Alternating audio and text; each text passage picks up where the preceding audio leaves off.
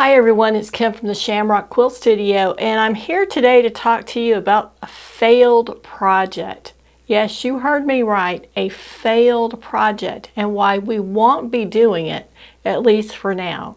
So grab a cup of coffee and we'll be right back and I'll tell you all about it.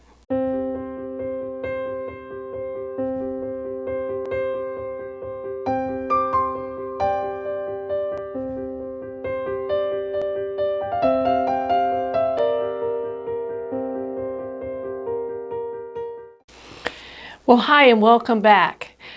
Now, my little tease was all about a failed project. And while I would say that this is definitely something we're taking off of the plan for 2025, I don't know that it was really failed, but it definitely showed me what I enjoy to do and what I don't enjoy to do. And as we've talked about before, we're really trying to focus on projects on the channel that aren't frustrating. So if we run across something that is just 100%, 80%, 70% frustrating, we're going to pass on that. Maybe find a better way to do it, maybe find a different time to do it, something that is a better fit for the channel in 2025.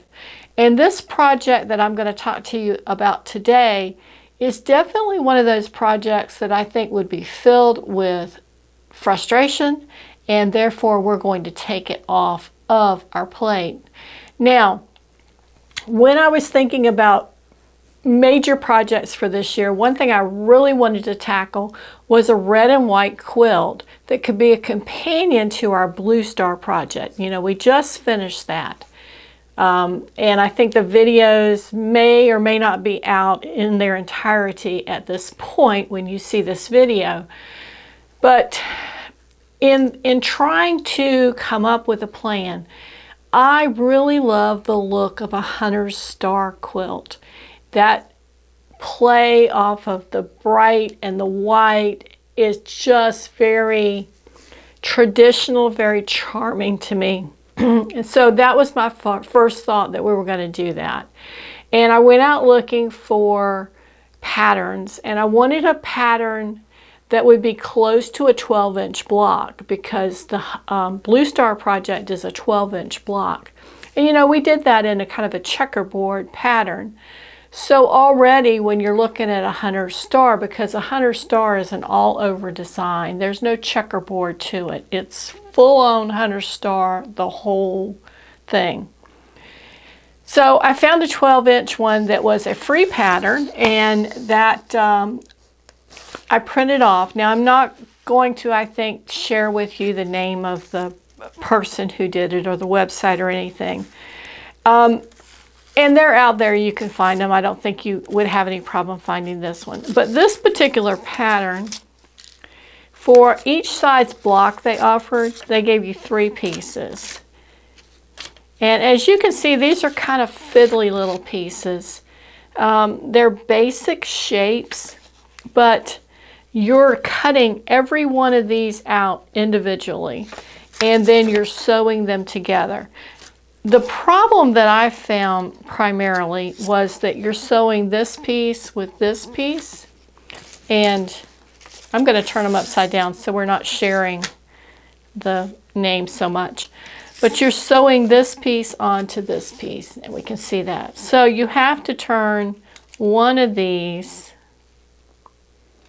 upside down like this and sew it on. And of course, because you need seam allowances, you're going to have that space here on both sides where the pieces don't actually match all the way down. And getting that at the right proportions, I found to be challenging. I was able, excuse me, I was able, after doing a few of them, to guess close enough to make them work, but still they weren't 100% right on. And that did tend to make my lines of my piece, when connected, straight. And you'd have to put one on each side of this, and then you'd be sewing this piece on. Now, I did that, and as I always encourage you to do when you're trying something new, to try one block and see how it works, because the first one was really difficult. The second and third one weren't too bad. I got them together okay, but then I realized you have to do 8 of these just to get a 12-inch block. And with each little triangle here being so finicky, I found that even after a half of a block, I had kind of had enough of it, to be honest with you. So I want to show you what the block looks like, because I did go ahead and finish a whole block. And I want to talk to you a little bit about my thoughts on the finished block. So here it is. And I really do like the way it looks. The pattern, the color combinations, all of that. But let me tell you what I don't like. I don't like that it's very finicky. I don't like that we have to cut out individual pieces and then we're having to put all of those angled pieces together. We could do some batch sewing, which would probably help, but we're still going to be working with that challenge of getting those pieces lined up together. And a lot of these pieces end up being on the bias. Now this piece here, let me move it over a little bit. This piece here is on the bias. All of these long lines for your triangles are on the bias. And you can begin to see here how it's a little bit stretched. I ran into that a good little bit. And then you've got all this little finicky stuff here of joining all of these points together in the center. And I think for the first time out, this was not too bad of an effort because we're really close there. We'll get that later. And, you know, as far as the way it looks for this one, I think it looks great. In fact, I was going to take it and put it in a frame. But the frame I have is 12 by 12 and it kind of shoves it in there, and you lose some of the outside, well, you lose all of the outside edges because they would fall in the seam allowance. But I just didn't like the way it looked like. It looked like it was in a frame that was too small for it. So I think what I'm going to do with my piece is just put a little border around it and process it up like a little miniature quilt. And we'll probably just hang it on the wall somewhere. Or use it for teaching purposes. But there are a lot of seams to match, and because you're working in those very contrasting colors of the red and the white, you've really got to get it right. You've got to be close enough that if you're as far as you are from me, you don't see it. And maybe even a little closer. But there's our block. Like I said, I love the block. I love the way it looks. But I'm just not sure I want to tackle a 70 by 70 quilt with all of this in it. It's a lot of work, and I don't mind the work so much, but I don't want the frustration. And I think that you can understand that. Now what I'm going to do is I'm going to be in search of another red and white quilt that we can make that will still be a companion to the one that we have in Blue Star. And I have really found some really attractive quilts out there that we can use as inspiration, or actually pick up a pattern that we're going to follow, or we're going to take and we're going to maybe modify it a little bit. I just don't know.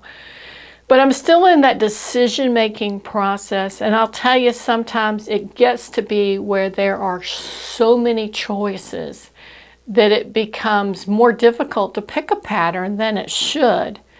I was looking for patterns the other day when I hadn't tried this yet. I was still undecided. And I happened across a couple of videos that I was looking at that were featuring mostly red and white quilts. And I looked at those and I found some I really liked. There were some in there that would be what I would call artist quilts that were not, They weren't traditional quilts. They were actually almost painting a picture with fabric. And those are really lovely, but that's not what I enjoy doing. And in looking at that and at looking at some of the videos I saw from quilt shows, you begin to look at that and you, at least for me, I begin to do a little bit of that comparison about what I do and what they do. And I find that to be very inspiring in some ways, but also very discouraging in other ways. So I try to look at things like that as trying to pick up the inspiration where I can, the encouragement where I can, and not to go too far down that rabbit hole of look what they can do. I could never do that. I can't. I don't have that skill. I don't have that desire in some ways. But there is a certain type of quilt that I enjoy and I like to do. And my goal is to do what I like, to have fun at it, to share some tips with you and get some beautiful quilts out of it that we can enjoy both from a visual perspective and from their practical perspective as well. So for all of those reasons, that's why we're not going to be doing a full-size Hunter Star this year. We may come back next year and try it. I may come up with a different pattern that's easier to do, that's not as frustrating, and we may do that. I know there's a couple out there that are half square triangles instead of the pieces with these really sharp angles, and maybe that's easier. I haven't looked into that enough to know. But anyway, that's my thought process for this. And let me tell you, I've struggled for this probably for 2 weeks, trying to figure out what we were going to do, when we were going to do it. And finally, it all came down to, let's just give it a go, see what happens in this first block, and then make a decision. And that's what I did. And that's why I will always encourage you to do the same. Take a small piece of whatever you're thinking about doing it and trying it. You don't want to try the hardest thing. You don't want to try the easiest thing. You want to try something right in the middle if you've got a lot of different techniques and shapes and what's going on. But in something like this, one block really tells you all you need to know because you get a little bit of everything. So we'll enjoy this the way it is, and we'll move on to something else. And as soon as I know what that is, I'll be back on here to share it with you, and we'll get started.